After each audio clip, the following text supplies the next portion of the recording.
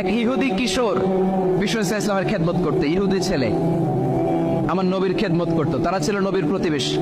তো অনেকদিন হয় ইহুদি ছেলেটা আসে না। বিশ্বনবী খোঁজ দিলেন ঘটনা কি, একটা ইহুদি ছেলে না আমার খেদমতে আসতো, ছেলেটা কই? খোঁজ নিয়ে জানলেন ছেলেটা অসুস্থ। বিষ্ণু ইসলাম ওই ইহুদির বাড়িতে চলে গেলেন ওই ছেলেটাকে দেখা করার জন্য, ভিজিট করার জন্য। সুবহানাল্লাহ পড়বেন না? গেলেন, যে দেখে ইহুদি ছেলেটা মুমূর্ষ, যান যান যায় যায় ভাব, বিছানায় পড়ে আছে, তার বাবা দাঁড়ানো। বিশ্বনবী তার মাথার পাশে বসলেন, মাথায় হাত বুলিয়ে দিলেন, আর ছেলেটাকে বললেন আসলিম, হে ইহুদি ছেলে আসলিম, ইসলাম ধর্ম গ্রহণ করো।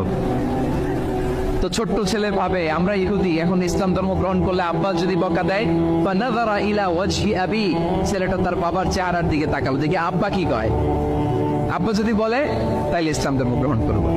ইহুদি ছেলেটা তার বাবার দিকে যখন তাকালো, ওর বাবা বলে